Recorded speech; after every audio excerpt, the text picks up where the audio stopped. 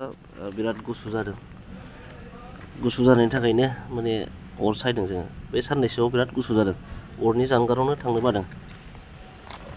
बिनिनो गेजेराव जों नोंथांमोननो मोननैसो आपडेट फोरमायनो नागिरदों। ओजोंहाय बिफां साया दं।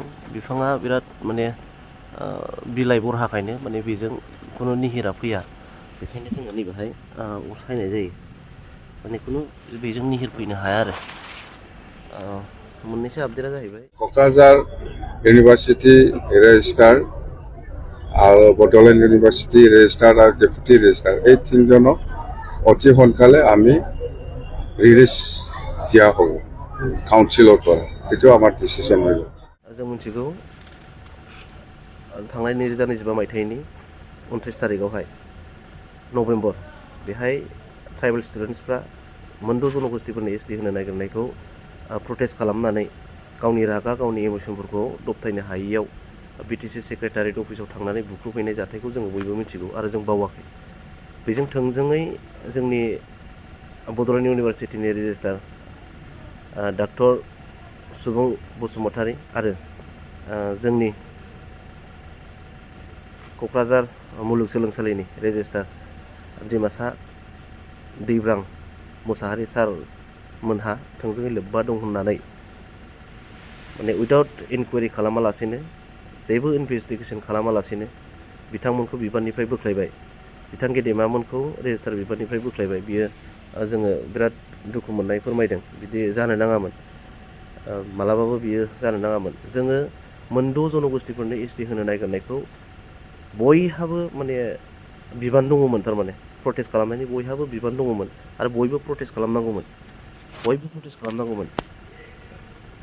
राभा हासंनि टंकेश्वर राभामोन बायदि बुंनो हानाय जानांगौमोन। दा बेखौ खालामालासेनो थोंजोङै जोंनि गेदेमा बिथांमोनखौसो माने दुखु मोननानै बिबाननिफ्राय बोख्लायनाय जाथायखौ जोङो नुनो मोननाय जाबाय।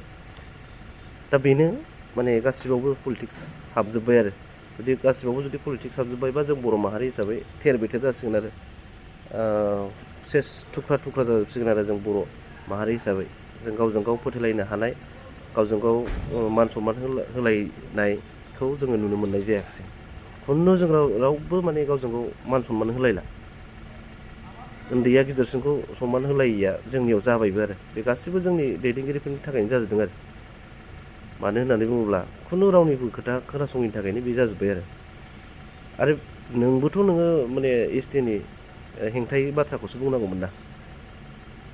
आरो बिथांमोनहा जेब्ला डिमासा दैब्रां सार आरो डक्टर सुबुं सारमोनहा जेब्ला बुंजादोंमोन अब्लानो लोगो लोगोहाय माखासे निउस पर्टेलनि गेजेरजों बुंदोंमोन। थारमाने बेहाय जों खुनु लोब्बा गैया, खुनु बेहाय माने सारमोननि आखाइ गैया होननानै गावसोरनो बुंनानै लादोंमोन। अब्लाबो बियो मोनसेबो खोथा खोनासङाखिसै। थारमाने खोथाबो खोनासङाखिसै आरो लोगो लोगोनि दा गुबुनफोरखौ माने जिरायहोनो थाखाय थियारि जाबाय। बियो खोब दुखुनांथाव जायो आरो बिदि जाथावना आरो बिदि मालाबाबो जानो नाङा। बेयो खोब दुखुनांथाव। इडुकेसनाव मालाबाबो पलिटिक्सखौ सोनो नाङा, मालाबाबो पलिटिक्सखौ सोनो नाङा।